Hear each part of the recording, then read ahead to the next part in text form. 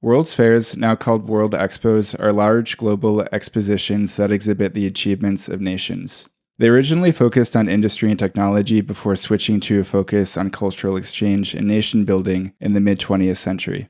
On this week's episode of Silent Generation, we are going to go into a deep dive of several notable World's fairs, such as the 1851 Great Exhibition in London and the 1893 World's Columbian Exposition in Chicago, before discussing why the World's Fair has declined as a cultural institution. Yeah, this episode was suggested to us by Amy in the Discord.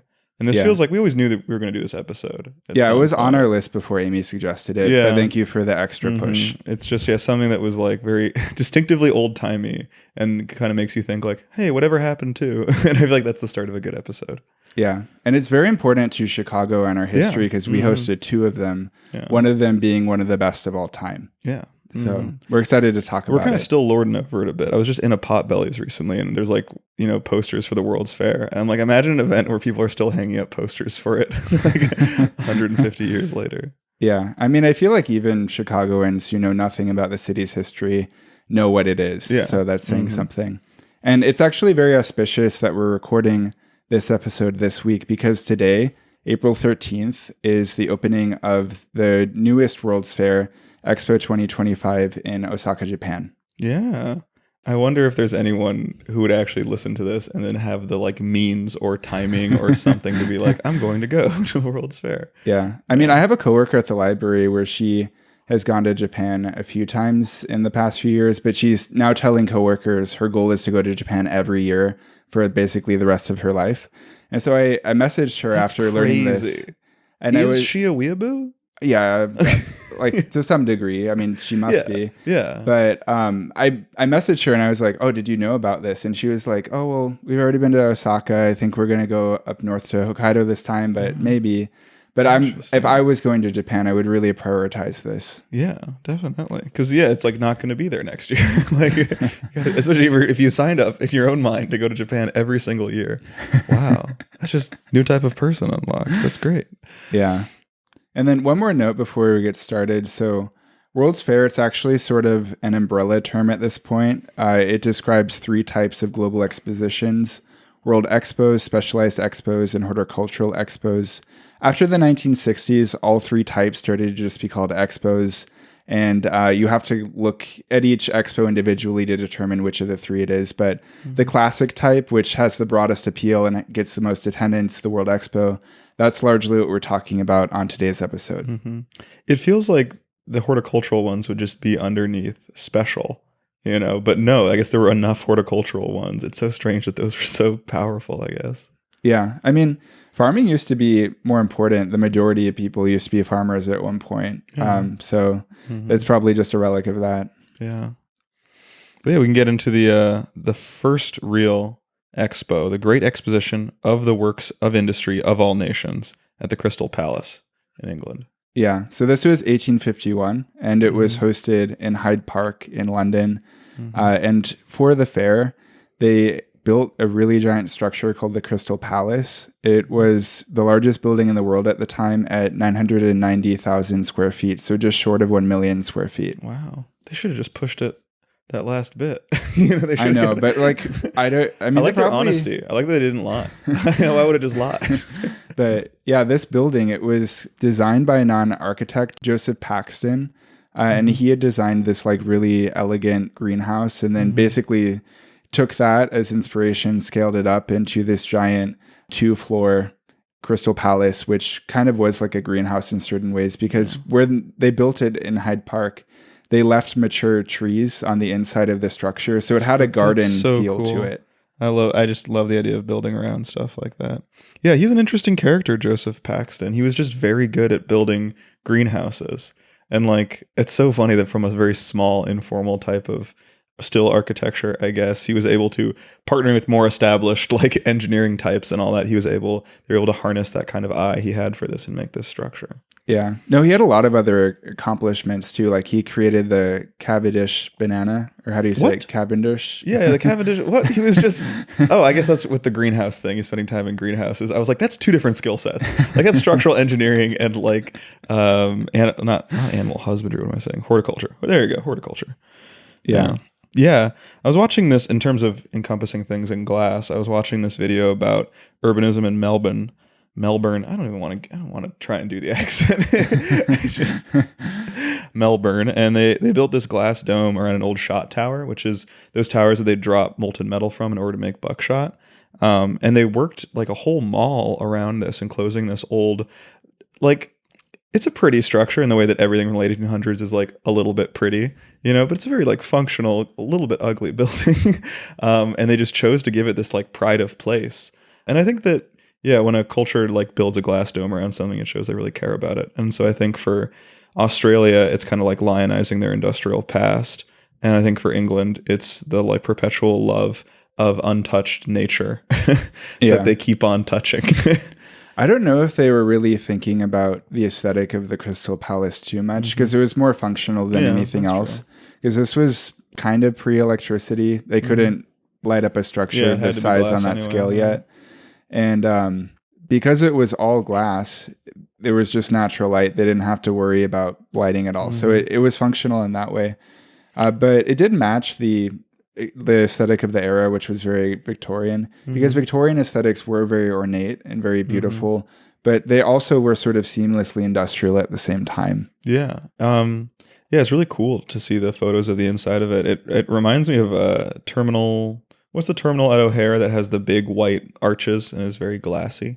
I don't know the specific one, but I know that I've been in that one before. Yeah, they hang the big Christmas wreaths in it. It's very pretty. The like semicircle arches there, it has to be inspired by that. Like it looks very similar. But yeah.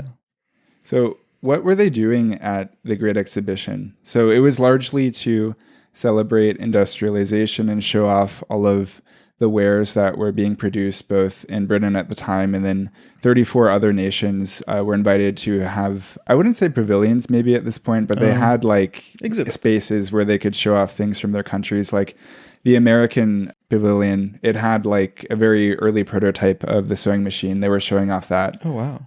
God, 1850 is just, I don't know, like I feel like the 1890s are a little more like I can almost understand that period. Like it feels so firmly industrialized as you approach 1900. But 1850 is just like, oh, that's the Civil War. Like that's like, that feels so long ago. It's amazing to hear about these technologies in their infancy back then.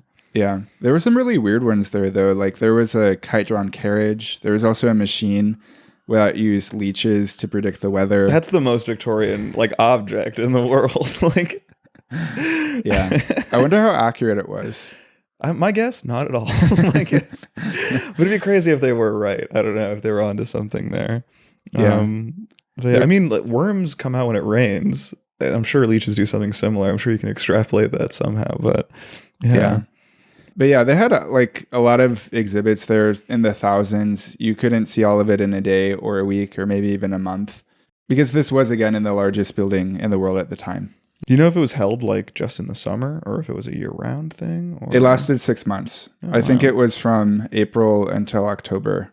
I feel like, yeah, this is, of course, well before air conditioning, that goes without saying, but this large glass structure, but at least it's England. It doesn't get that sunny. You're not going to get cooked in a greenhouse, basically. Yeah. I mean, one of the main things they had to worry about was actually rain, because they installed like thousands of glass panels all throughout the structure, and there were cracks and leaks. And they'd go up there with spackle to seal it when it was raining, but it looked ugly. And so by the time the Great Exhibition closed, it kind of looked like the Crystal Palace was covered in bird poop. Oh, man. I heard they did have a lot of birds on the inside of it. They had tons of pigeons living in there. And there's some like cute, very British story about them like trying to think of all these different ideas, because you can't shoot the birds in there because you'll break the glass behind them. And then like this guy just says, sparrowhawks, ma'am. Like get a predatory bird to kill those birds. Yeah. Wow. So what happened to it? So after the exhibition ended, it got moved from Hyde Park to another location in London, and it existed there for 88 years until it was destroyed by a fire in 1936. Yeah, that's always the theme with these things. They're not often around. They're often catching on fire. The centerpiece usually is saved, I would say. Sometimes they get destroyed in one way or another, but I feel like other ones, like the Eiffel Tower in Paris, like there are like really central symbols of the World's Fair, and those get preserved usually. Yeah, and their artifacts often get scattered wide because like anything at the fair had to be easily brought there, and then so it can be decently easily taken out somewhere. Yeah. But yeah, we'll get into some of those. But yeah. And then one more thing. So after the Crystal Palace got moved to Sydenham Hill, they created a dinosaur sculpture park outside of it. And I find this really interesting because these were the first dinosaur sculptures ever. Yeah. And there were a lot of anatomical inaccuracies. Like, they're really bad. I love them. I know. They're so charming. Like they're like, you look at it like, yeah, this is what a Victorian person would think a dinosaur looked like. Like, God, we've come so far. Yeah, like they had 2 iguanodon sculptures. They weren't even sure if it walked on 2 legs or 4 legs. Like they had 2 just because they didn't know yet. Oh, nice. Cover both bases, just destroy the other one. Like when you figure out how it actually works. Yeah, no, both have survived, thankfully. Oh, nice. You can go and visit these still, which is cool. But it made me think about this quote that I do want to read off because I think this is a really interesting idea. It's by an author I'm not super familiar with, W.J.T. Mitchell, but he once said, "The dinosaur is the totem animal of modernity. By this I mean first that it is a symbolic animal that comes into existence for the first time in the modern era. Second, that it epitomizes in a modern sense both the geological deep time of paleontology and the temporal cycles of innovation." So it makes total sense that, or it would have made sense if this was displayed at the actual Great Exhibition, but they were created 1 year later. Yeah, it's interesting. It's something so new but so old. They've always been there in the ground. We weren't able to realize it until we used the power of modernity and science to put together what they actually were. Yeah, and so they come about. They were like a product of the Enlightenment and the scientific method. Wow. So the next World's Fair we can talk about is the 1893 World's Columbian Exposition in Chicago. Oh yeah. This was the big one that we hosted. And it celebrated the 400th anniversary of the United States. That's where the word Columbian comes from in the title of the World's Fair. It's not in reference to the country Columbia. No, it's in reference to Christopher Columbus. Yeah. Yeah, we really want to talk about this one. Like, it's not just because the Chicago bias here, but because it's a genuinely very important one in the history of World's Fairs. Like, it was very well done, and it really kind of set the tone for this golden age of World's Fairs. Yeah. But I do have, like, a personal connection to it because I did like a 6th grade history for a project on it. I was just talking to someone who also did a, like when they were a kid, history presentation on the World's Fair. I think it's just like a rite of passage for kids in the Chicagoland area. Yeah. No, there was 1 year of the history fair where we all had to pick an event, I believe. Oh. And so I picked the World's Fair. Yeah, but I went so hard that I went to a World's Fair convention in a hotel. Whoa. As part of my research. That's lucky that was happening at the same time. It happens every year. Oh. It's all these old people get together and they swap basically like the tickets and the souvenir spoons and like all of these little knickknacks that were sold at the fair. Oh man, that must be so fun for them. Yeah. I remember walking past the Drake Hotel and they had the puppet convention. And I was like, for someone, that is the biggest day of their life, of their year. Like it's marked on their calendar, puppet convention. Like, and for me, it's just like, ooh, I don't really want to go. Yeah. And this was memorialized in Chicago by getting a star on our flag. So for people who don't know, the Chicago flag, it has 4 red stars with 6 points.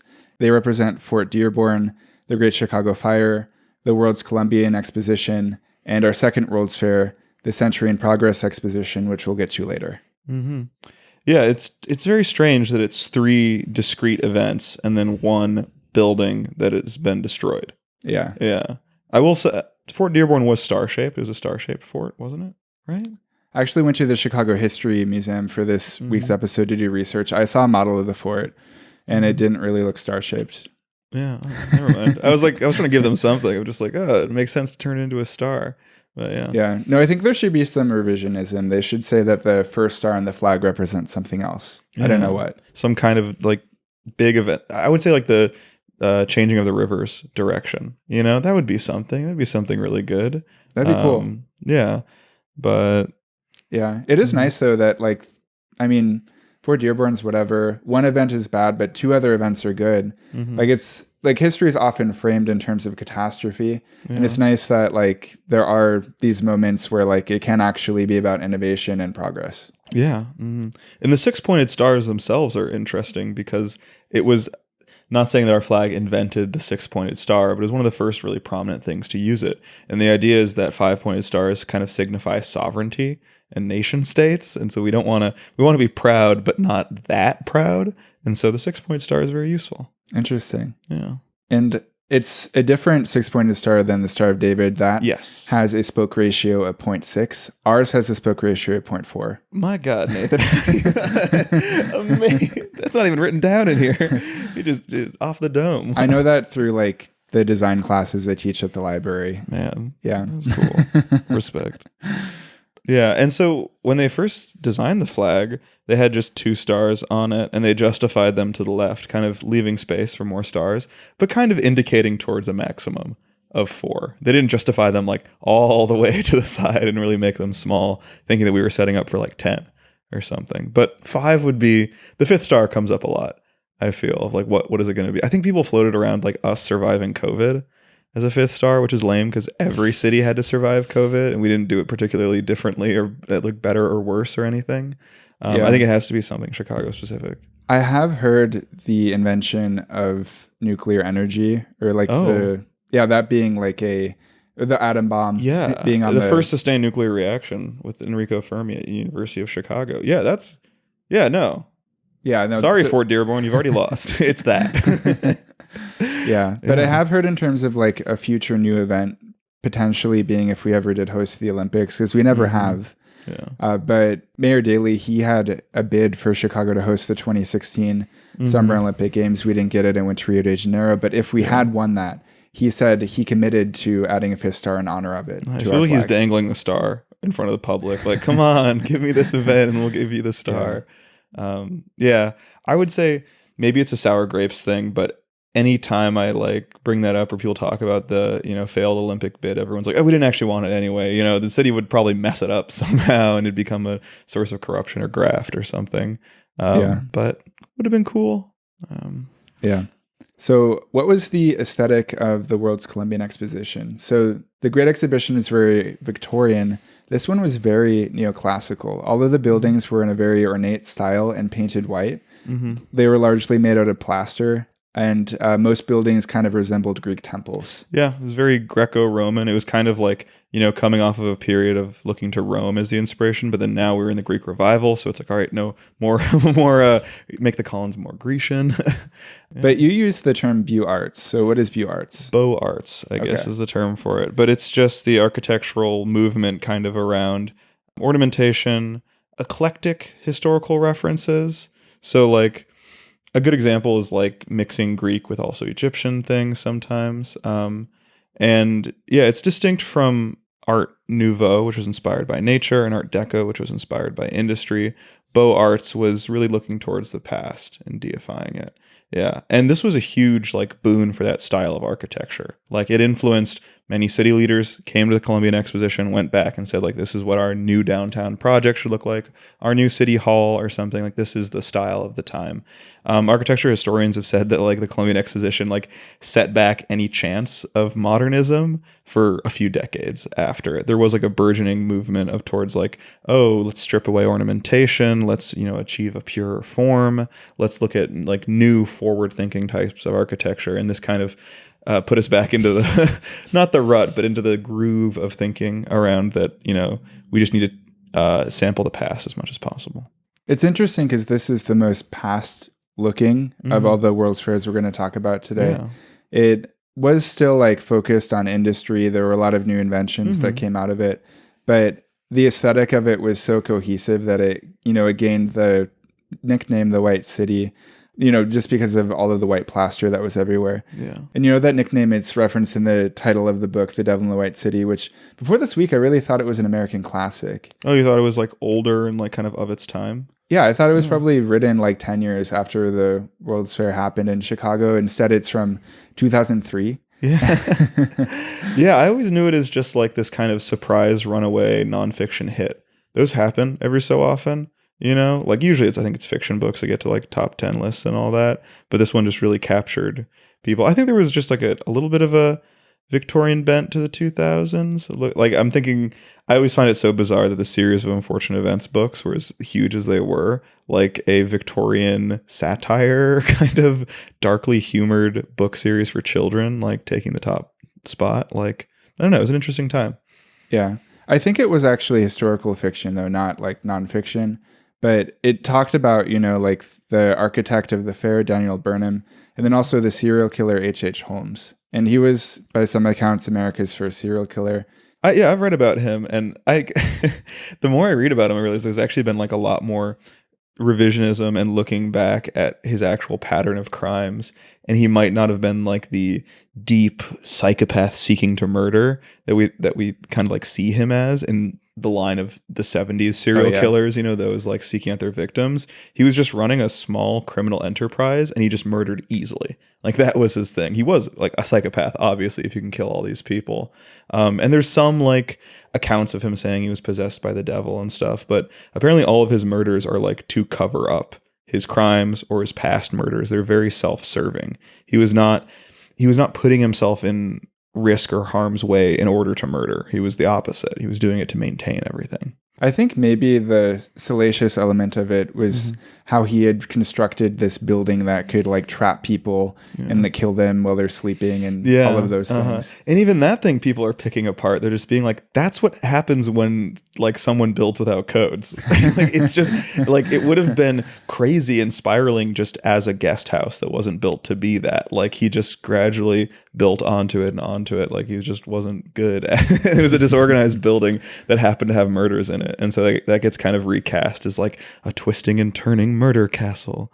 But it's crazy that it was on 63rd, because that's like now such a cursed street. It's where Inglewood is, and it's where like a lot of murders happen in Chicago. Yeah. And then it's been like, there's been this idea floating around of making a movie out of The Devil in the White City. Leonardo DiCaprio has been attached to it forever, but it seems to be in development hell right now. Yeah, he bought the rights in 2010.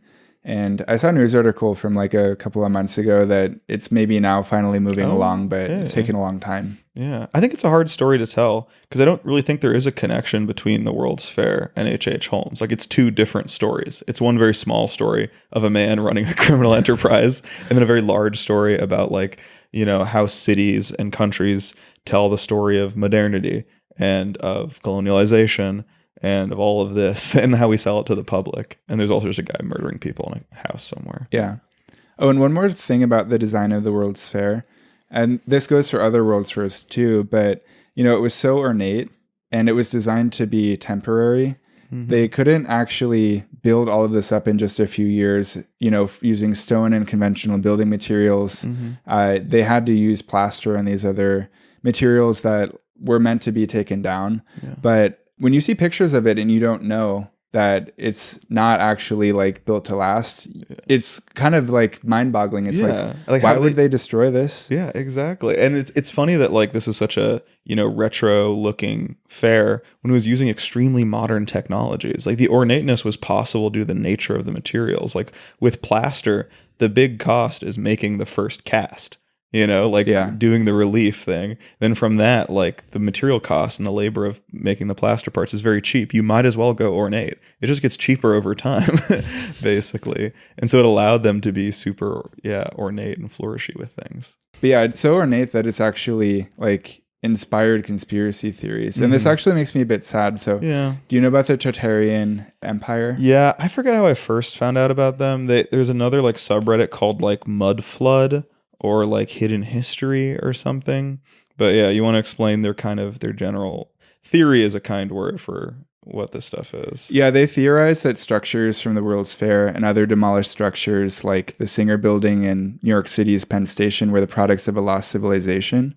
Mm-hmm. And so they look at these really quote unquote advanced structures from the World's Fair and they think like they must have been helped by like some other civilization that were more advanced than us. Because in the present day, it's just become so unfathomable that people could build beautiful buildings that it breaks people's brains. Like we've been conditioned to think that beautiful architecture isn't possible. Yeah, it kind of reminds you of the whole like ancient aliens thing. I always think of that tweet about it that's like ancient aliens people would like sooner believe that aliens built pyramids than brown people. Yeah. Like just like they're that like pessimistic or racist or whatever. They just don't see like how it's possible. Like, oh, there must have been an extraterrestrial force that did this. But the Tartarian believers believe that like, oh, there's no way that like a whole bunch of railroad and oil money and then just some like Irish laborers could build this amazing thing. It's not possible, can't be done. It had to been done by a race of giants. Sometimes they say that's why the architecture is so large scale and grand, is that like Tartarians were like 10 feet tall or something.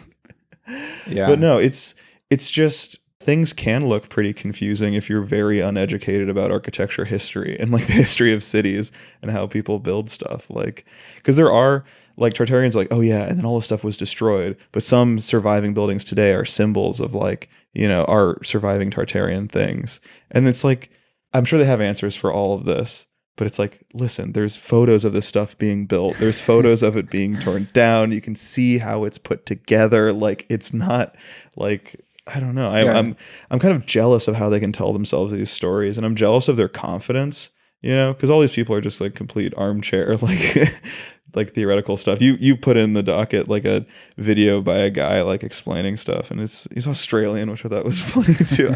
It applies to everyone. The original Tartarian theory was actually like a Russian nationalist like type thing that's been lost entirely in this. Like now it's just broadly like a whole world conspiracy. But Yeah. I mean, if you look at pictures from the fair, just the inside of the buildings, all of the halls, you can tell they kind of look like warehouses. There's exposed steel elements. It's not hard to like wrap your head around like these not being built out of stone, like how they were made to appear. Like you just have to do a little bit more digging than the Tartarian conspiracy theorists are doing. I bet that also if we had a good photo of this stuff up close, or if you were actually standing, you could tell. And if you touched it, you'd know that it's plaster. Like it is like a facade in a way. But yeah, it's just lost on these people. So what was actually going on at the fair? Now we can start with Jackson Park. So the majority of the fair happened in this large park that's still on the south side, near where Hyde Park is, where U Chicago is. Yeah, I gave it a walk yesterday. I walked all around Jackson Park. And it's huge. It's one of like the very big parks because there's a system of parks and boulevards in Chicago. And so this is one of the really grand ones. But it's a little underutilized nowadays, I'd say. They're building the Obama Presidential Center over there. So they've topped out on that and they're doing exterior cladding and all that. And there's a lot of construction fencing up. But yeah, I didn't see too many people out there despite it being pretty nice weather. I've heard the Obama Presidential Center is pretty big. How does it look? It's big. I used to live in Hyde Park like 2.5 years ago, and they were just starting out on it, and there was so much fighting and pushback over its size, its height, and all that. And I didn't look too deep into it. I'm like, it was right when they like finalized the plan, so I'm like, who cares? It's done. But seeing it pop up, I'm like, oh yeah, that's huge. It is very spaceship like. It's this strange like inverted trapezoid frustrum type shape. Yeah, it looks like it landed there. Which is exactly what people complain about the addition to Soldier Field, is it looks like a UFO that landed. And we keep on doing this in Chicago. Yeah. I mean, I'm excited they're building it there because there's going to be a new CPL location inside of it. Oh, cool. And I feel like that'll be cool for staff to be in. Yeah. But, Jackson Park, this is where the majority of the fair happened. So what they had inside of it was largely a lot of exhibition halls. So they had things like the Palace of Fine Arts building, the Fisheries building, the Women's building, Manufacturing and Liberal Arts buildings.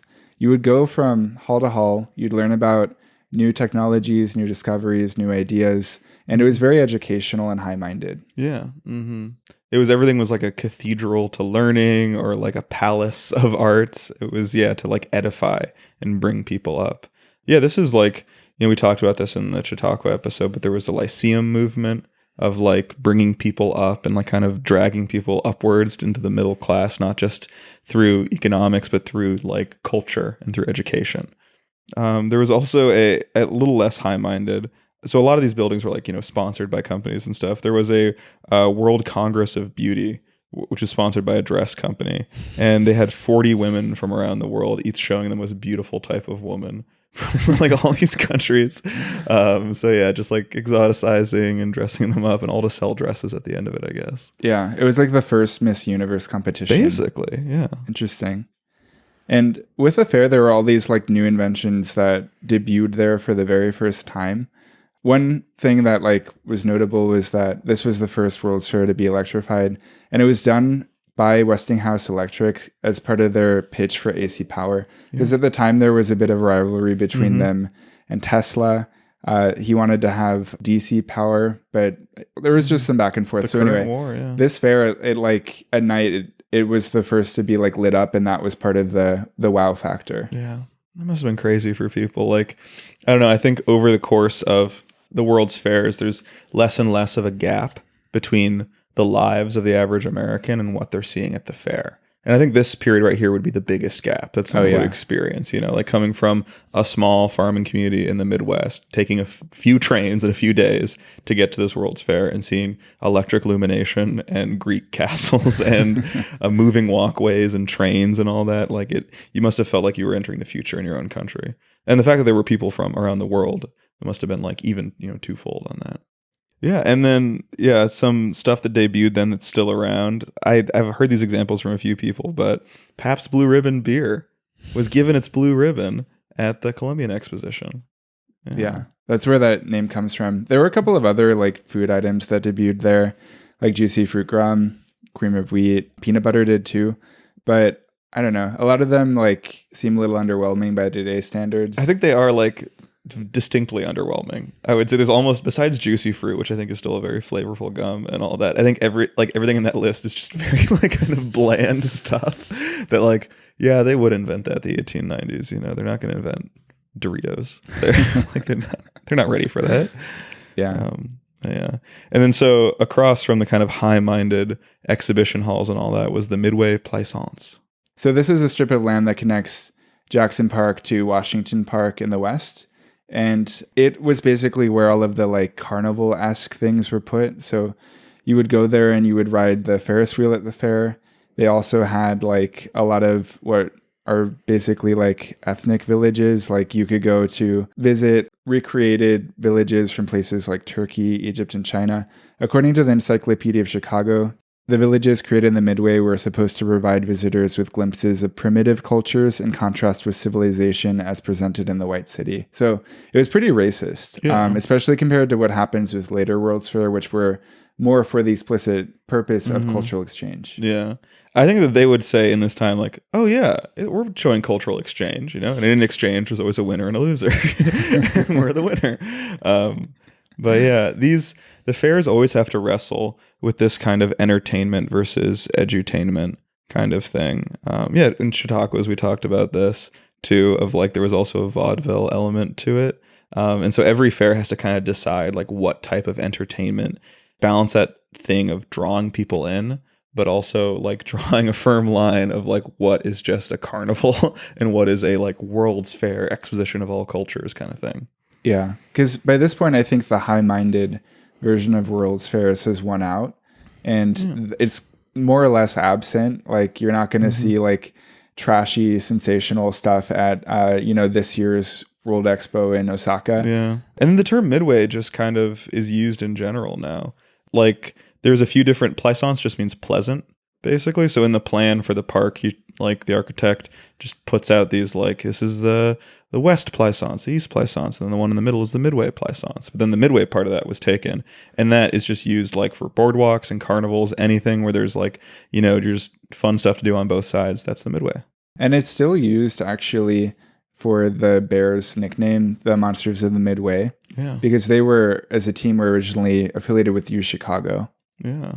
But unfortunately, like the land that was used for the Midway Plaisance, it's still like kind of nothing. Mm-hmm. Yeah, the Midway Plaisance is like, it's basically like, if you think it's a road with kind of like 4 roads that make it up, and so that means there's parking on both sides of those, so it kind of functions as a parking lot for U Chicago, basically, if you don't want to like actually pay for the stuff in there, and that's just not a great use. There's an ice skating rink. There's an interesting sculpture made of concrete, or there's one of the earliest like concrete sculptures, but yeah, it's kind of a nowhere space, I'd say. It's a good place for college students to play Frisbee. Yeah. It also gives good views of like some of the pretty U Chicago buildings. Yeah, definitely. And U Chicago's gotten so big, it's like jumped the Midway. They started building stuff on the other side of it back in like the 50s, I think. Yeah. And then before we move on to like what survives from the World's Columbian Exposition, do you want to talk about the Ferris wheel a bit more? Yeah, it's crazy. It's huge. Like even by today's standard. It just seems very interesting. Like usually the first incarnation of something is like, it's the first crack at it. Like they're not going to get everything right. But this one is so close in size to like current Ferris wheels today. And apparently the reason is that the limit on a Ferris wheel size is not like steel or the horsepower of the engine or any of that. It's just the human bladder. Because if you don't want to have a toilet in the cars or something, you need someone to be able to do a rotation in a comfortable amount of time. So yeah, we're not going to get like a gigantic Ferris wheel anytime soon. Yeah, and the one at the fair, it was the first in the entire world. Yeah. But one thing I read about it was that like 1 or 2 revolutions around it, it costs the same amount of money as entry into the fair itself. So it probably was a very expensive endeavor, and they were really charging people to pay it off. I get kind of stingy. I was saying, like, I've never seen the U-boat exhibit at the Museum of Science and Industry. Like, I feel like if I'm paying admission to a museum, I then get immediately stingy afterwards, or I'm like, come on, I already paid. Like, you're gonna wall something off. But I feel like they know that's the good stuff. Yeah. I mean, when I'm going to see an art museum and they have a special exhibition by an artist I really like, I think that's worth it. But typically I don't like being upcharged either. Mm-hmm. But what does survive from the World's Columbian Exposition? So there's Jackson Park, the Midway Plaisance, and then there's one really big building that's still in Jackson Park. This is the Museum of Science and Industry. It was formerly the Palace of Fine Arts building. Mm-hmm. This isn't to be confused with the Palace of Fine Arts building in San Francisco. That's left over from one of their World's Fairs. Mm. But this one, it was made out of durable materials, which is why it was able to be preserved. Yeah, it's beautiful. When I walked around Jackson Park yesterday, I did kind of a loop around the Museum of Science and Industry. It's now called the Griffin Museum of Science and Industry. After Ken Griffin. Yeah, after this billionaire who doesn't even live in Chicago anymore and just talks bad about it in op-eds and stuff. That naming deal was apparently like years ago, so yeah. But the backside of the museum is really pretty. It faces this reflecting pool that would have like been a part of the Columbian Exposition. And it's a very pretty place. And there's always some people milling about there. I think it's not quite like a hidden gem in Chicago, but it's a really beautiful place. There's cherry trees that were actually a donation from the Japanese government in the 1930s around the Century of Progress Fair. But there's also, in the kind of Greco-Roman theme, there's caryatids. What's the term? Caryatids, yeah. Caryatids for columns in the shape of women. And they're really cool. There's 4 of them. There's actually like 6 of them. And I was looking at the 4 trying to figure out like what their symbolism and stuff. And they're each of the continents, basically. There's one that's like a Native American woman, one that's like they would probably say Oriental woman back in the day. And then like a Europe one, and then like a Far East. There's like East and Near East kind of. They're totally excluding like Africa and all that stuff. But it's interesting to see that stuff. Yeah. I think the Tartarians, they actually look at those caryatids and they say like these were the Tartarians. They were the giants. Yeah, they were yeah, their women would hold up buildings. They're just so on the nose. It's just, I mean, if we have a Tartarian listener, just know that you're, I don't want to, never mind. Yeah. And then one more cool thing that survives from the fair. So for the fair, they built the first elevated line in Chicago. It was the Southside Rapid Transit Railroad, and it connected the Loop to Jackson Park.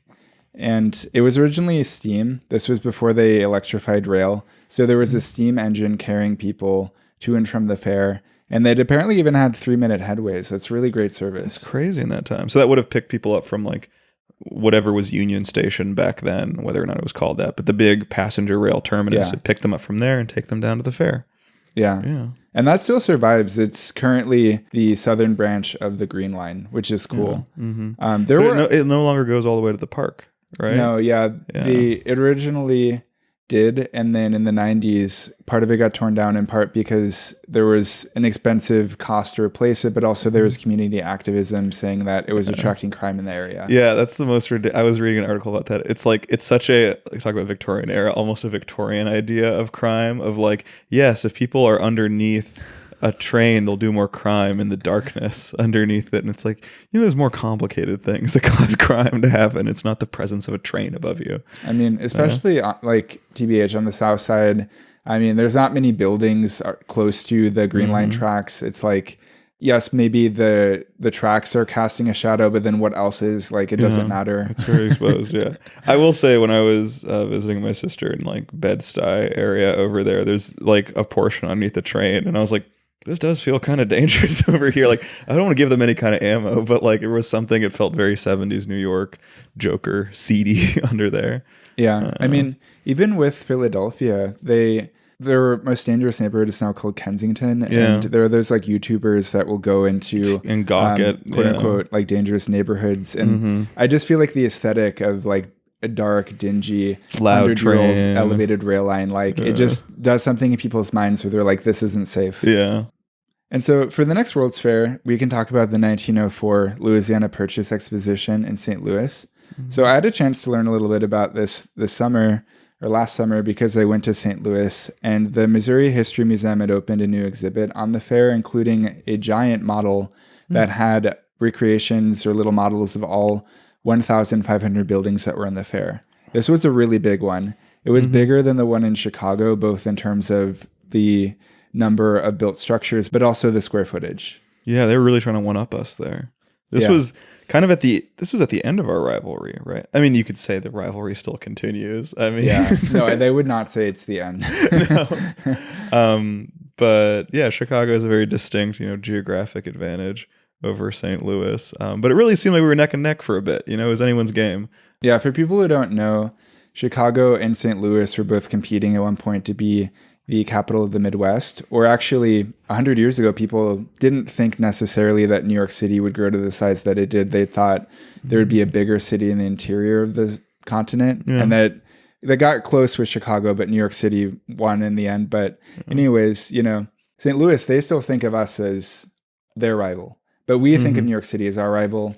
New York City thinks of LA as their rival. So anyway, there's just this constant, like, we're not really competing eye to eye. It's always one-way rivalries, basically. I wonder if I talked about this on a past ep, but there was this video of interviewing people on the streets of New York asking what cities compete with New York, and they're all saying like, well, Paris, London, Tokyo, like all that stuff, and just no one says Chicago. And then they interview Chicago people, and it's all just New York. They don't even think about us. It's true. Yeah, aesthetically, this was still very in the Beaux Arts tradition. It was trying to one up Chicago in the size of it, but it was still like working within that architectural tradition. It wasn't very long after it, so. Yeah, they had this one building called the Festival Hall, which is in the Greco-Roman style, but it's just, something about it is just so ornate in a way that feels like it's kind of something else, Yeah. It's getting in that direction. The poster for the fair, though, it was Art Nouveau. Yeah. So it wasn't like quite the same aesthetic as like the Chicago World's Fair. It was modernizing a little bit, definitely. Like you're seeing the beginnings of like future art movements in this. Yeah, that poster is amazing. It's by Alphonse Mucha, who just did the best illustrations from that period. I see those in a lot of people's apartments. They're still so good. He uses like it's a thick line work to outline people in a way that feels like very, very modern. It's a little jarring. Like sometimes I'm like, wait, is this an Alphonse Mucha or is this someone on Etsy who like makes new versions of old artists? But yeah, it's beautiful stuff. Yeah. And at this fair, they erected the same Ferris wheel, actually. So it got moved from Chicago to St. Louis. And this was the last use they found for it. So after the fair ended in 1904, 1905, they demolished it. Yeah, they just dynamited it. But yeah, it's so interesting that they did reuse that. It's just like, we're better than Chicago. We're bigger than Chicago. We have the same Ferris wheel. Yeah. For a long time, no one knew where the axle was for it because it was the largest like single piece of cast metal at that point in human history. And then for it to go missing is pretty crazy. And there are all these theories that it was cut up, which everyone's like, they couldn't have done that. It's so much harder to cut things than it is to cast things, really. Yeah. And it turns out with metal detectors, they found it. It's underneath like a pretty boring road in St. Louis close to the park. I think they should dig it up. It's 7 feet underground, and I think it'd be fun. Yeah, I mean, how would they move it, though? I don't even know the dimensions, but it must be like insanely heavy. Oh, yeah. And then one thing that they did that is worth noting, so the Wikipedia page, it has a section for people on display. That's a really bad sign. Bad sign for Wikipedia article. Yeah, it's like when they have like drug use and troubles, or mid-career slump, if they have that as a part of an article. Yeah. So what people were on display, and we shouldn't single them out like too much because our World's Fair, their World's Fair, mini World's Fair around this period. They were displaying people in other cultures, a little bit ethnographically, but also very exploitively. And it was very racist at times, including with this one. So they put over 1,000 Filipino people on display, in part because the Philippines had recently become a colony of the United States. You know, they were a colony up until World War II, which people forget. Yeah, it's like wiped from our mind, basically, all throughout, like, Great Depression, Roaring 20s, all of this, like, we were just fully in control of the Philippines. Yeah. Yeah, and this was, hot off of... McKinley was the president who, like, made the move towards colonizing the Philippines. A lot of it was like, we need to take it so that other countries don't take it. It's kind of a free grab right now. But he also said that he asked for God for advice, and God told him to go over there and Christianize them, which they're a majority Catholic country at the time, so he just didn't know anything about the Philippines. He just didn't want other countries to have it. But yeah, just a truly bizarre time in U.S. foreign policy. Yeah. Yeah, and there were like other people from around the world there. There are very good photos of this. There was this woman photographer whose name escapes me right now, but her nickname was Tarbox. I remember that. It's something to do with the camera itself. Oh man, I should just reinsert her name. But she took like photos of everything at the fair, and this was controversial, a woman photographer and all that. But her photos of people were actually very like tender and nice and not just gawking. And so those are still of use to people later. Yeah. And then did you want to talk about the 1929 Barcelona exhibition at all? I wanted to. I should have done more research on it. It's just one of the ones that happened in between the next one we want to talk about. But Mies van der Rohe built the pavilion for Germany there. And so this was like such a big moment for modernism. Art Deco, which that term comes from a World Fair, actually from the Decorative Arts World Fair held in Paris. 1925, right? Yes. And so this is like, because there's never discrete moments in architecture. There's always tons of overlap, as we'll talk about in the next fair. But yeah, that was like a huge moment. And then, of course, the pavilion was torn down. But in the 80s, they rebuilt it. And that was kind of, there's always been these discussions about like resurrecting old architecture when long after the architect has died. Is it ever truthful? It feels wrong for a pavilion, though, because these really were built to be temporary. Yeah, temporary thing. That's what people said, to add like another layer on top of this. Like, not only can Mies van der Rohe... There's even debates about, like, building from plans of architects, but without that architect being there to run it. Because it's very important to have an architect during the process. Like, encountered conditions always come up, and you want them to see their vision through. I like the idea of that, because I don't think modern architects, design with beauty in mind. And I think that one of our best shots of making new buildings that are beautiful by the public standards is by building designs that like never quite got built, like say like by Frank Lloyd Wright. Like he had a skyscraper or two that never got built. I think it would be great if they did that. The Madison Convention Center is based off of an unbuilt Frank Lloyd Wright plan. It doesn't look like it, but they were trying. And then an unbuilt Mies van der Rohe fraternity house was actually built, but as like an administrative building. And I just think I watched a video on its construction. And it was very cool because it's a big challenge to build something with air conditioning that was not intended to ever have it. So that was cool. But yeah, you can just you can hem and haw a little bit about whether that's actually like architecturally honest. Yeah. So the next World's Fair we can talk about is the 1933 Century of Progress Exposition in Chicago. So this is the other World's Fair that we had that is also a star on our flag. So this one was hosted in 1933. It celebrated 100 years of Chicago because we were incorporated in 1833. And this one, it had the theme of science finds, industry applies, and man conforms. So it was a lot more future looking than our previous World's Fair, which was past looking. Yeah, it's interesting. Columbian Exposition looking 400 years in the past. Louisiana Purchase looking how many years in the past? I think it might have been 100 years since that. Okay, so still 100. But yeah, and also its kind of scale is shrinking. The discovery of a new continent, and then sealing the deal on purchasing half a continent, and then founding a city. Like it's shrinking a little bit. But no, I think it's a really interesting fair. And it was planned pre-Depression, and they just kind of had to figure it out in the Depression. Yeah. This World's Fair was surprisingly successful given that it did open during the Great Depression. It managed to be profitable, which was a very impressive feat. And it was also so successful that they chose to have it run a second year. That wasn't originally the plan, but it did so well the first year that they're like, why not? And the way this, like I've seen it told by some historians, is that it was such a wonderful solve for people, like in this difficult time in America when people didn't have like enough money to put food on the table, to show that there was a march of progress, and this is only a temporary dip in that. Like, this is not the start of a great decline. This is just like a road bump, Yeah. and then we're going to be on to greater and greater things in the future. I think there is the argument to be made, though, that when people are on hard economic times, they try to find escapes, even if they can't afford them. This happens with bars, like in a lot of impoverished towns, those are the last things left. Yeah. So the aesthetic of this one, it was very different. It was Art Deco. Oh, yeah. And the buildings were a lot more colorful than what we talked about with the World's Columbian Exposition. Mm-hmm. For example, the Travel and Transport building, it had a blue-silver color scheme. There's a really nice model of it at the Chicago History Museum.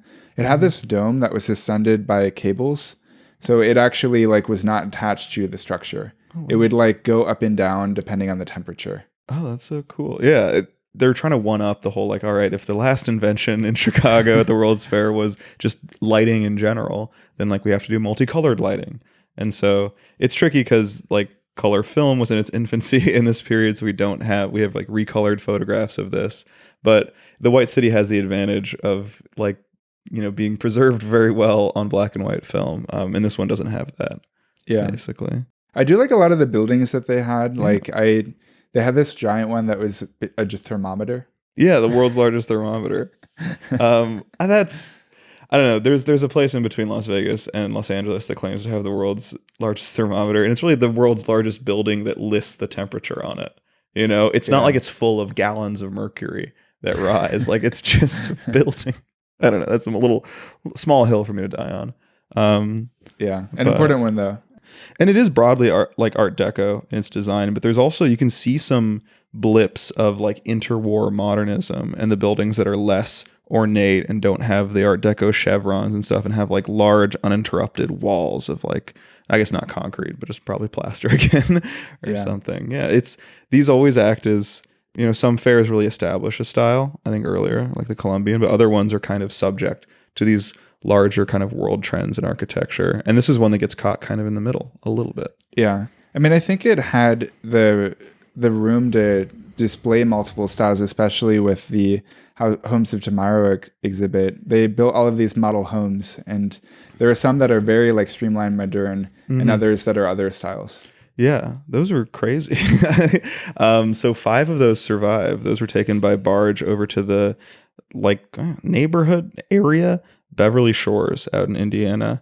And yeah, they've been restored. They did this interesting public-private partnership thing where I believe the owners of the homes are all really just leasing them and then paying for the renovations, which is a great deal for for local governments. But yeah, one of them actually just called The House of Tomorrow by the architect George Keck.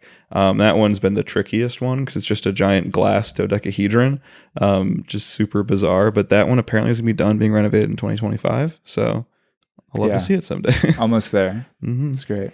So the main attraction at the 1933 fair, it was the Sky Ride. This was a giant 630-foot transporter bridge that ferried people from one tower to another in rocket-shaped cars.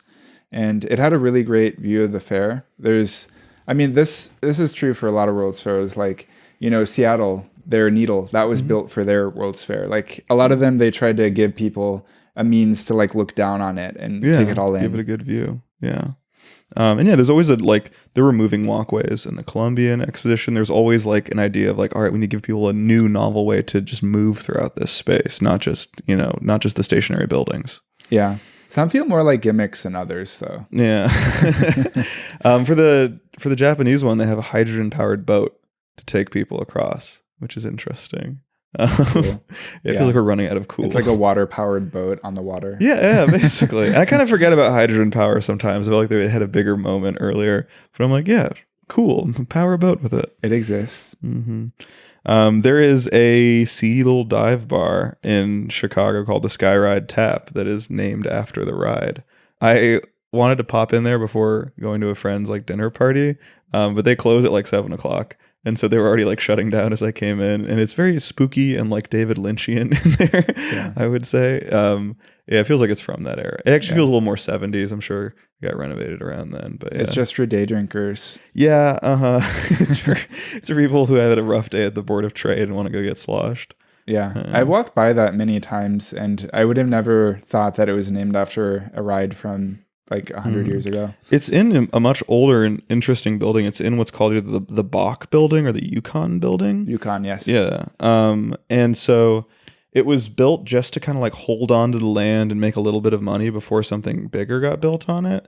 So it was built in a kind of austere way where it has like very large glass windows and very thin mullions. It's got like an Italianate cornice at the top, so it's still, you know, of the time. You can tell it's old just because of that. Yeah, just because of that. But if they popped that off, it would look like one of the earliest modern buildings in Chicago. It's like accidentally modern, basically. Yeah, because it was built shortly after the fire, I think, right? Yeah, it's like maybe a little bit late. I think it's from the 1890s. Yeah.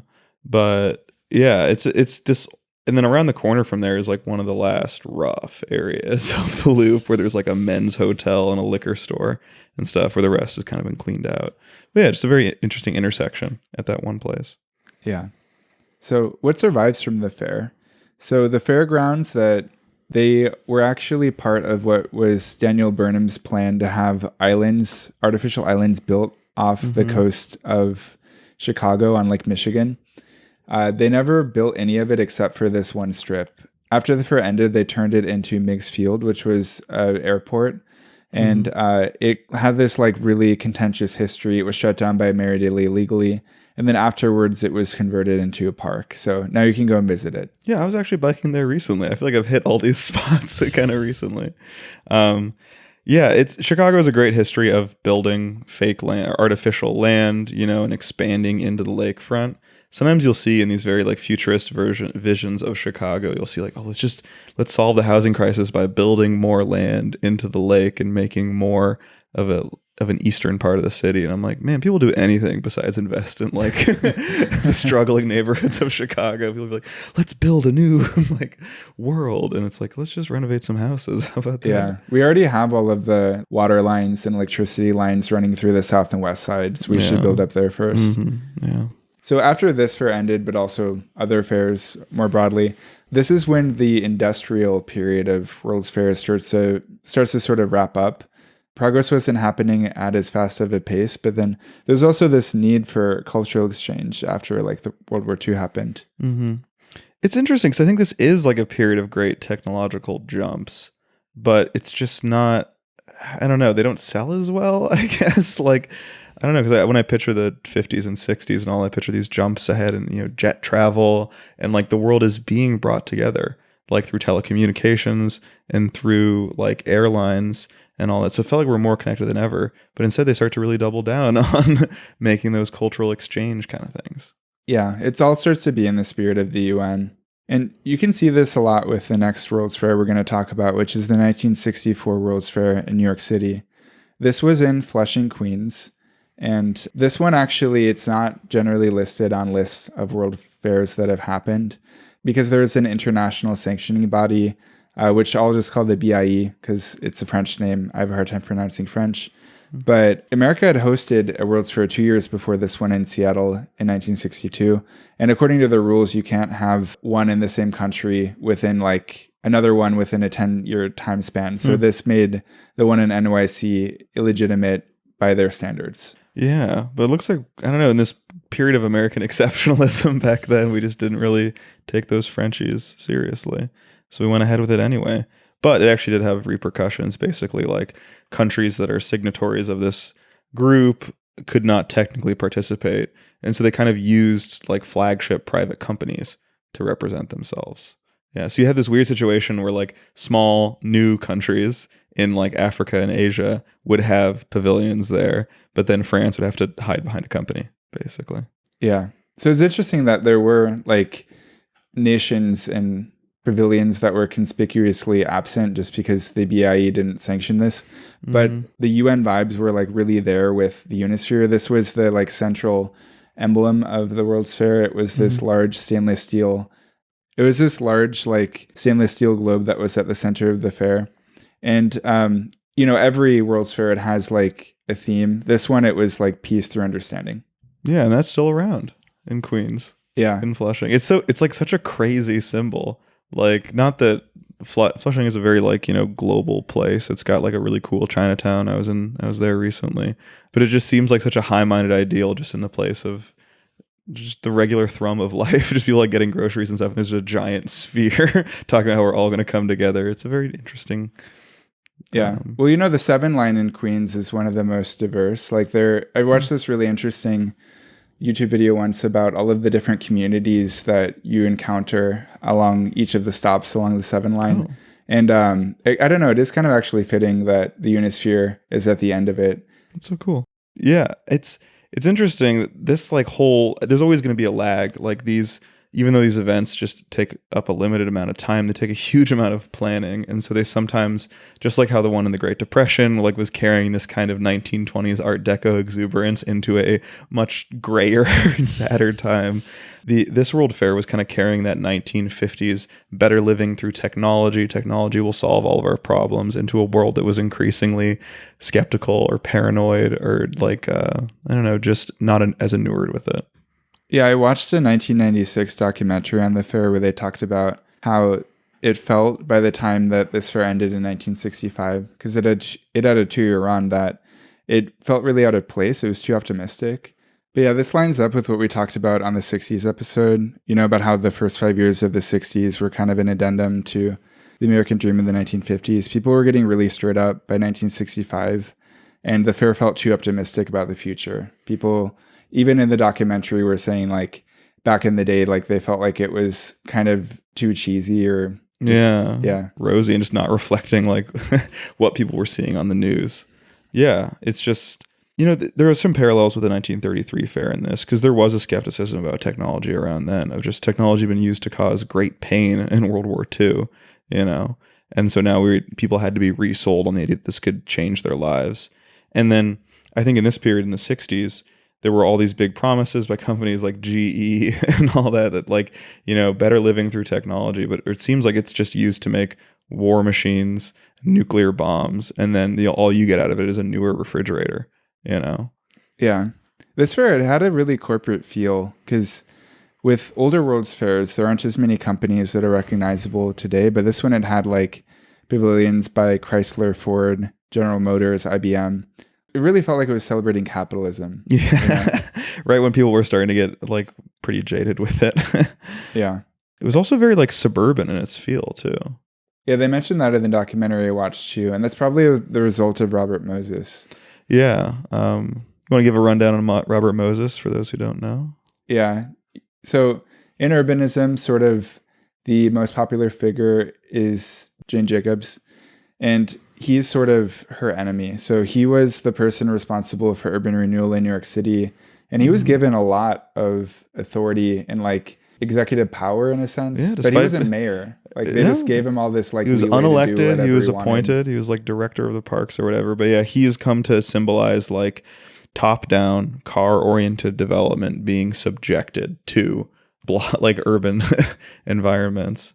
And so it felt like this fair with his guiding hand. Like unlike other fairs, there wasn't a new line made for this transit-wise, right? No, there wasn't. No, yeah, there wasn't like some new. It was just parking lots. I guess they expanded the Van Wyck Expressway. Yeah, an expressway to get there. So it was interesting that like New York City, like this example of a uniquely American type of urbanism that's not found anywhere, was used to sell American suburbia to the world. And also to America. Yeah, it's very bizarre. Yeah. So what was at the fair? So there was the Unisphere, as we mentioned. Walt Disney also had like a lot of audio animatronics that were commissioned for the fair. They were a thing before, but they got really popular after this. Like there was It's a Small World that was actually built for this fair for the UNICEF Pavilion. And that got shipped back to Disneyland after the fair closed, and it's still arrived there to this very day. Yeah. I was watching the Defunct Land. It's this YouTube series I love watching. He did this whole episode on audio animatronics, and they really captured people back then. They look so fake to us now. I guess it's kind of like with the CGI in movies, where you look back at like, I don't know, The Rock in The Mummy 2, where they have like a CGI version of Dwayne The Rock Johnson. Looks horrifying. But back then, people were very wowed by an animatronic Abe Lincoln doing the Gettysburg Address, which is hard for us to imagine. I mean, I've seen the video of the animatronic Avatar character that cost like $23 million, and then they got rid of it because maintenance was so expensive, and that wowed me. That moved very fluidly, and I thought it looked cool. Yeah, but this is a very nascent technology back then. This is a very nascent technology back then. Yeah. But people were it caused a lot of stir, the animatronic Lincoln. People thought that it was like, not that it was like necromancy or something. This was the 60s, not the 1660s. But people just didn't think that it was like respectable to do that. But they were so wowed by the final product that all that was kind of forgotten about. It was iconoclastic and against God. Yes, exactly. Yes. Especially the way we hold up like Abraham Lincoln and George Washington as these like deified figures. Yeah. Oh, and on that, the fair actually, it had the Pieta by Michelangelo. They shipped that over. That's so crazy. Yeah. It was sanctioned by the Pope. Oh, wow. Yeah, he had to give them their approval to do it. I wonder what kind of horse trading happened behind the scenes for him to give up the Pieta a short, like, what if that ship sank? How dumb would you feel that like the Pieta, there it is, safe, it's great, it's just doing its thing, and then you're like, oh, let's take it to New York to show it off, and then if that sank, that just means They would have been pissed. Mm-hmm.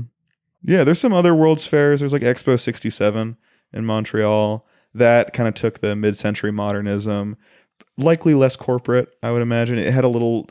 I was reading about how they consulted a lot of philosophers to come up with the theme for the fair. It just, in a Canadian sense, it just seems less, turbulently American, I would say. But yeah, that also is a famous sphere there, the geodesic sphere, designed by Buckminster Fuller. But yeah, I think that managed to do a kind of distinctly 60s futurism. It's a little better than the 50s kind of like, gee whiz, a new labor-saving device. Yeah, it was very popular apparently. Like the attendance of the fair exceeded the population of Canada. Yeah, impressive. Because when World's Fairs happen close to the U.S., they do draw. Or in Canada, they do draw a lot of American visitors. Like the last one that we as Americans had like access to, I think it was in '87 in Vancouver. That's part of why like the World's Fair has declined in importance in Americans' minds. It's because we haven't hosted one in a long time, but also our neighbors haven't either. So it hasn't been easy to get to one. Yeah. I mean, they only come around every 5 years. And as it's become more actually global, if you look at the early World's Fairs where they're global and they just have like 28 European countries like milling around there, like if you actually want to keep to your mission of going around the world and you only have every 5 years, it's going to take you a while to get everywhere. Yeah. No, I think the World's Fair actually benefited from that period where it wasn't actually global. It just sort of changed hands between the United States and Western Hemisphere centric. World. Yeah. Yeah, because it's kind of easier to go to those places because now we can kind of get into modern World's Fairs. A lot of them are in the Middle East. Like the next one is actually in Osaka, Japan in 2025. That's partly because they hosted one like 7 years ago. It's nostalgic for them. But the one after that, it's going to be in Riyadh, Saudi Arabia. And then I think the one before this one in 2020, it was in Dubai. So I don't know, having two Middle Eastern Gulf like oil states. expos back to back, more or less, it's a bad sign.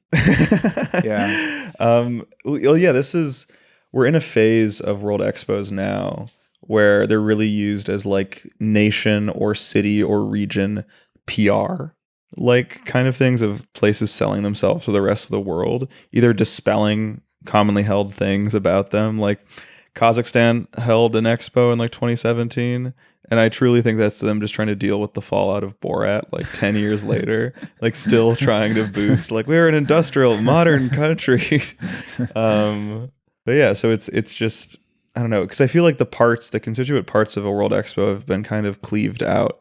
Like music used to be a huge part of World's Fairs, and now you just go to a music festival, and there's so many specialized trade shows. But yeah, they're kind of having a little bit of a missions like statement question of like, what is our purpose? Yeah, because in a work from home world, I do think in-person events, if they have an appeal, people are paying like hand over fist for them because it's like, what else is there to do? No, that's fair. We're in a big event time. Yeah, now we can talk about the expo that is happening this year. So I did a lot of research into this just to figure out, if I should encourage our listeners to check it out, because my perception, and I think a lot of other people's perceptions, is that World's Fairs are now for industries and like they're for business people and also governments. Like, what is the average person to do at these things? And there are some like hints that it is maybe fun to go to. Like there's like Monster Hunter merch that's tied in that's being sold at the fair. There's also a Nice. Gundam Expo with a giant Gundam statue. Mm. So that's cool. But I mean, there's food, there's like things to look at. I think for everyday people, it is something to go and do. Yeah, I wonder what their midway game is going to be like. You know, like what are they going to have like raw entertainment wise?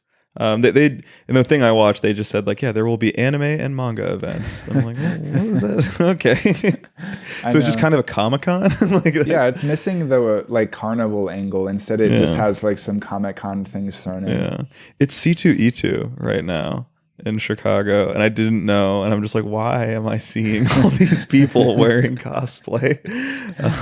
Yeah. I just saw Jack Sparrow today biking. Yeah. Wait, like the one from Pirates of the Caribbean? Yeah, a guy just dressed up as Jack Sparrow. It was not amazing. He was just emerging from his hotel, like waiting for his Uber. Yeah. So I don't think this World's Fair has really shaken that perception of like, oh, they're kind of stuffy or boring or for business or government officials now. Because advance ticket sales have not been really good. Like their target was 14 million. As of today, when it's opening, they only reached 9 million. So they're going to fall short. Yeah. And that's in the period of everyone seems to be going to Japan at all times. You know, Yeah. like because of the favorable exchange rate and all that. I mean, like, I kind of want to go. I don't know, not to be another white guy who wants to go to Japan, but come on, like, why does everyone else get to have the fun? Yeah. I want to go buy bike components over there. Going to Japan has never appealed to me that much, like personally.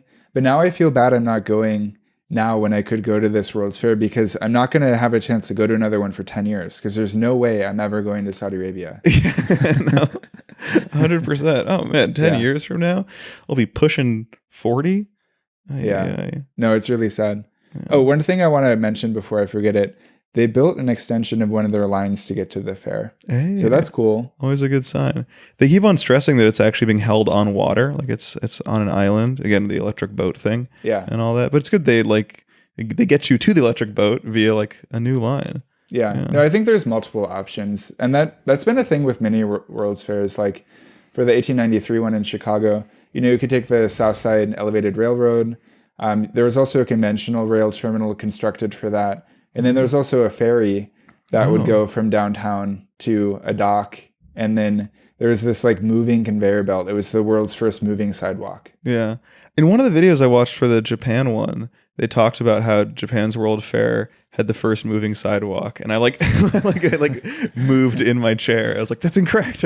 I've been doing nothing but studying World's Fairs for these past few days, and I know that is wrong." I know. I encountered many like factual inaccuracies across all of the things I looked at. Like I was watching something about the 1904 St. Louis one, and they were like, "Oh, it was the first to be profitable," and I was like, "No, the very first one in 1851 that was profitable."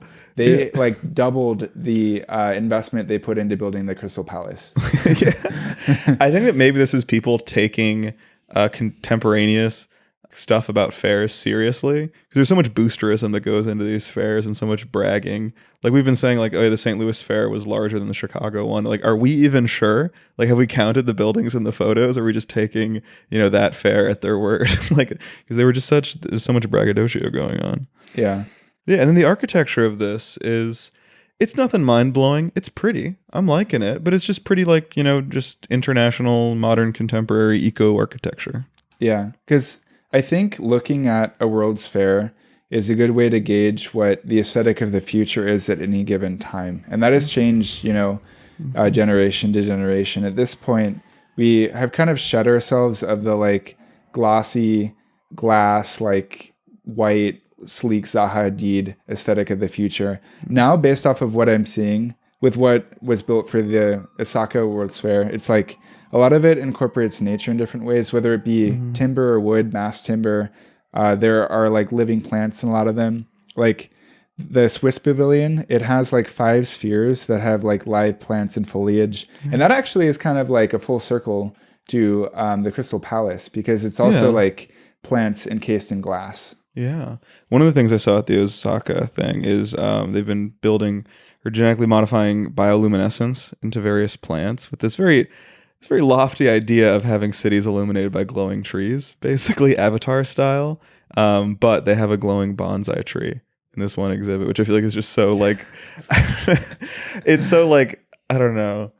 if a white guy was writing a book about like a theoretical Japanese exposition, he said that they had a genetically modified bonsai tree, I'd be like, that's hack. That's just like they do in like Cyberpunk 2077 or something. But like if Japan's doing it themselves, I'm like, all right, that's cool. They want to do that. That's something that would have done really well on a health goth Tumblr blog. Yes, a glowing bonsai tree, 100%. But yeah, in architecture, like, yeah, there's this appeal to nature right now. That always pops up and happens in architecture at different periods. But yeah, this is like very different from what was being sold in like, you know, the 50s and 60s, that it was like better living through man-made materials. But no, I like, and that current, I think it was last strong in like the 2000s. I think about like at the Student Center at Illinois Tech, there's a lot of these like plastic honeycomb walls that were a big part of it, like this new plastic. And I just can't imagine an architect bragging about a new plastic nowadays. People will just be like, oh, that's a petroleum product and it's going to put more, you know, microplastics in my testicles or something, like, as people are always worried about. Like, yeah, it's just it makes sense that for this fair, they're bragging about building the largest wooden structure in the world, this giant ring. You know, that much more fits what people want out of architecture nowadays. I mean, I like that the aesthetic is moving away from technology a bit, because I don't think anyone in today's world wants more technology. Yeah. But we're in a similar place to that Great Depression fair. You know, we're just like where people are broadly skeptical of technology. Now we get promised things from technology, but there's no flying cars. We just have apps. You know, this one claims to have a flying car. Osaka says there's going to be a flying car at this, and autonomous driving, which I hate. Yeah, but yeah, and it's sad too, you know, with that phrase about how we just have apps now, because now people like the totalitarian conspiracy theorists, they're making up conspiracy theories to explain how beautiful things could have ever been built. It's like, it's so bleak that like we can't even hope to recreate something we did 130 years ago. Just a narrowing of like, there's no utopianism to these people. Yeah. But yeah, and so we were hanging out with some people earlier this morning. We were talking about, you know, World's Fairs and stuff, and people were surprised that they're still going and that there's one in Japan right now. And so obviously there's been some kind of, disconnect. People don't think about them anymore. There's this article called The Fall of the Fair that I read about like their kind of why they've declined so much. They kind of point to three reasons. You know, the themes are less grand and exciting now.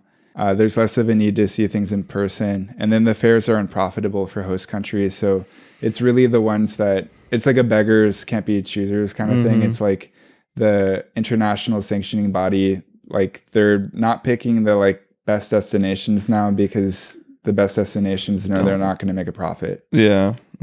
So it's just always looking for a new like rube or something, basically, or for a place like a Gulf oil state that just has more money than God, and they can just afford to have it be a loser because they'll just pay that cost in order for more political prestige and more like image building. Yeah. I think that what I like about the World's Fairs is also what they struggle with, which is kind of their like vagueness, that they're trying to just they're trying to show off everything. And I think we live in an increasing like specialized world, you know, like we have like this idea of showing off technological advancements at one point in the year is a little funny. Like obviously all these different industries could each justify their own conventions, and they do, you know, and they go there and they share their research and they give presentations, and the actual professionals get professional stuff done. But this kind of opening up to the public and this kind of presentation, I think, is really good. I think it helps people like have an investment in the technology of their country and of the world. Have you ever been to a trade show? No, I have not. The closest I feel like I've gotten is like with the Wisconsin State Fair that we went to last summer. Yeah. Because they have this like interior space where there are people trying to like sell you hot tubs and other middle-class luxuries. And I feel like that has a similar vibe. Yeah, I was so blown away when we were there because I didn't realize there's now hot tubs large enough to stand in, basically, and that just sounds terrifying to me. Like, I don't know, swimming in actively hot water, you just become so lethargic. I feel like I want to drown when I'm in them. Like, I just want to pass out. But yeah, I kind of forgot about state fairs. Because you know, county fairs, state fairs, like the logical conclusion is a World's Fair. But it feels like, I don't know, I can't be certain. I don't know if local fairs are older than this World's Fair idea, but it feels like smaller things are downstream of this. Like, you know, people loved these World's Fairs in the late 1800s, and they're like, oh, we can do something like this. Yeah. I mean, before the World's Fair, there were just national fairs for one country. Mm-hmm. Yeah. Like many things we've like looked at in the podcast, there's always the first real example, you know, the one in England. And then there's always like what I said once, the 0th example, like a weird proto thing that almost is. And there was like whatever was the Czech Republic back then in that area in Prague, they had a like showing off industry of nations.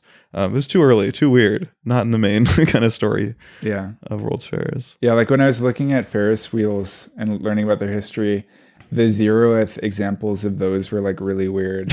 Yeah, just like they just don't read as Ferris wheel in your head. There's something like they're too wide, or like there's just something off about them. Yeah, or you just go up and then you don't complete the circle, you know? It's like that.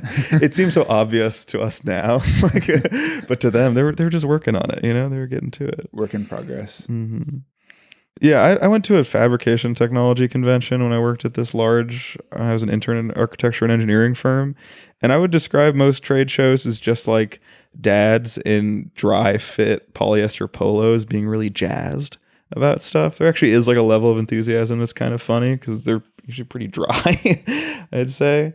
But yeah, they're very functional things. Like they need to happen. Like I went to the Build Chicago convention, and I learned about a new type of floor protection that I use on projects. So it's very functional, but I didn't walk away like more in love with the building than I was before. Yeah.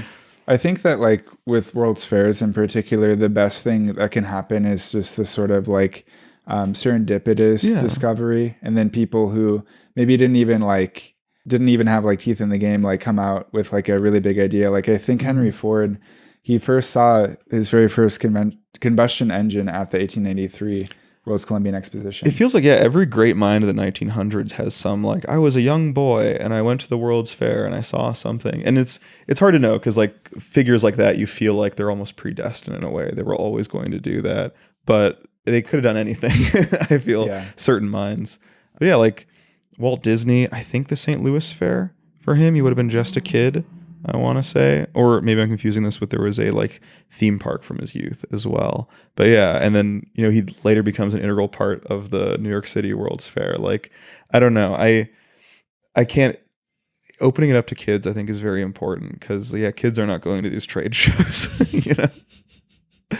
Yeah. And also I think maybe I'm just a sucker for those kind of like cross industry stories of like, oh, this technology that was just languishing over here got used for something else. Like boxed wine technology got used for a good thing. Like, so I know you don't drink boxed wine, but it's a cardboard box full of a plastic bag on the inside. And so this company made a plastic bag that you could put inside jerry cans, which are like gas cans that are super common in Africa. Yeah. And so now you can use them to transport water, like with very little cost. You're using the structural power of the jerry can, and you're using the cleanliness of plastic. But still, oh well, it's something. But yeah, and so I love those kind of like cross innovation things. I think get lost when you over specialize. Over specialization is not where it's at. And then I say that, but then I look at the theme of the Osaka World's Fair, and it's like the themes are life, people, and the world. And I'm like, okay, you gotta go a little more special than that. That is a hair too broad. There was one, I think, in Brussels where the theme was just the word transport. That's even that. Yeah, you can just tell it's done by so many layers of committee, you know? Yeah. Mm-hmm. So why have the Olympics remained culturally irrelevant, but World's Fairs have not? So I think like they are trying to occupy the same niche in the present day. World Expos are not like as successful. No one even really seems to know that the one is happening in Osaka this year, but they do like schedule them differently in the hopes that they don't overlap as often because they're every 5 years, whereas the Olympics are every 4 years. Yeah, I guess there's a very functionalist view of it is that like you can watch the Olympics on TV. And you can't like watch people walking around at the expo. Like we've been watching these videos about the expo, but the purpose of those aren't supposed to be the entertainment. Those are supposed to get you to go to the fair. Like we're probably the only people like actively watching these. Yeah. But I think it's partly just because normies care so much about sports. Like many institutions will completely go in debt in the sake of like building a good sports stadium, like whether it be a college or whether it be a city government, they think like a football stadium will solve all their problems. And it's Yeah. completely cultural and ideological. I can Yeah. see right through it. I don't know why these people who are otherwise, very serious, why they like fall for thinking like this is going to get them out of a fiscal hole. It's fun. Yeah, both like on the city level, yeah. It's gotten better now, but there was like a big stadium building swindle, I think kind of in the second half of the 1900s. That was just like, this is what's going to save our downtown that we killed with the highway interchange, like more parking, and then we'll spend the money now, but then we'll earn it back later through like tax benefits and stuff. For schools, I think the reason they do it is because it does work sometimes, is the worst bit. Like, I think it's the Gonzaga effect or something, which is that like Gonzaga doing so well in March Madness, it like drove more admissions and then like helped make them from a small school into a like larger and more powerful university. But yeah, people love sports. And also like having a single event every 4 years to determine who's the best at sports kind of makes a little bit more intuitive sense than having like an event every 5 years where you're supposed to show off the best technology, because technology is continuously shifting. Yeah. And as mentioned, they have their own little world where they like share their information. It's not a perfect match in the way that the Olympics are. Yeah, there's more of it's useful to get new ideas out as quickly as you can. Yeah. You don't want to wait 5 years to debut them. Like people would actually wait to show these off for the very first time at a World's Fair. Yeah. Now it's like you put it in like you show it off to investors, you show it off to people at your university. Like you don't want to keep it hidden that long. Yeah. I was thinking about CES a bit, the Consumer Electronics Show, which is, I mean, it's not to the public. I think it's pretty like you have to have a press pass or something. But I mean, all these keynotes are put online and stuff. Like it's very like public facing, of course. And it just feels like that's filling a little bit of the role of the World's Fair. But it's just such a small view of what technology can do. It's just going to give you a new screen that's going to like pump content into you. Like that's not very fun. No. I do appreciate the Olympics though for being an outlet for boosterism. I think it's a very undervalued thing in terms of like urbanism, because any like large scale event can be used to invest in public transit, invest in like stadiums, other big things that otherwise like the city might not put money aside for. Yeah, I don't know, viewed cynically, it feels like city officials don't do anything unless the eyes of the world are on them and other cities kind of competitively. Like you think back to all the energy in Chicago around the Olympics bid, and so they started making these big lists of all the amazing things that we were going to do. Like we're going to finally develop the Michael Reese Hospital site, which is this lakefront property like on the south side. And then when we don't get the Olympics, we're just like, never mind. Never going to do that. It's like, oh wait, the need still exists. That still is a problem that should be solved. But it's like, no, I don't want to play with you anymore. Like no one's watching. Yeah. I mean, there's so many examples they can point to of like things that would have never happened if a city never hosted a Olympics or a World's Fair. Like Salt Lake City's entire metro system was built just for when they hosted the Winter Olympics. Oh yeah. And they had to just keep on benefiting from that. Yeah. Yeah. The World's Fair, I think it is a great tool for city improvement, as you've been saying, but I do think that the idea of these like large parks that largely get left behind after a city is done hosting a World's Fair, I kind of like those, but also I think overall cities have too much green space. I don't know. It's kind of like, I don't know. It's like you need these like flagship parks, but like if your city already has one, you don't need another one just because you hosted a World's Fair. Yeah, I don't know. That's a pretty hot urbanist take. I might be a little bit on your side with that. Isn't that metric like Istanbul has like one of the lowest percentages of like public parks of any place? But that has like, by all reports, a great urban fabric. Yeah, there's like some kind of like car crazy areas of it and stuff. I think there's kind of a minimal effective park, you know? And then if you go too far large beyond that, like I was definitely feeling that at Jackson Park. There were stretches I'd walk where I wouldn't see another soul, basically, like if I looked around. But it doesn't feel, there's parts that feel kind of naturey and wild, but it doesn't really, like when I was over there, they have a huge parking lot. People are doing a car meetup, so they're revving their engines and blasting their like sound systems. And I'm like, I'm never gonna feel like I'm in nature here. You might as well like put some housing here or something. Not to be all functionalist about it. Yeah. I mean, I want parks to be like the great American parks, like Central Park, Millennium Park, Golden Gate Park. That's what I want. What I'm more so less into is when there's like a vacant lot and then a community like rallies against development, and they're like, let's turn it into a park for the community, and it's literally just the size of one lot. Then I'm like, no, like just complete the block. The thing I will give that to is that when they put a play gym on it, because I feel like that would be nice as a city parent, just to have that close. But yeah, like Chicago's already achieved that. What is it? Most 99% of the city is like a 5 to 10 minute walk from a park. You know, so like I don't. And we've reached peak park. We're good. We did it. Yeah, we don't really need more than that. Yeah. Any other takes? I wish we could go to Osaka, man. I wish someone would fund us for that. I really want to see this. I'm watching all these like very lame tourist videos that are like just very corporate feeling.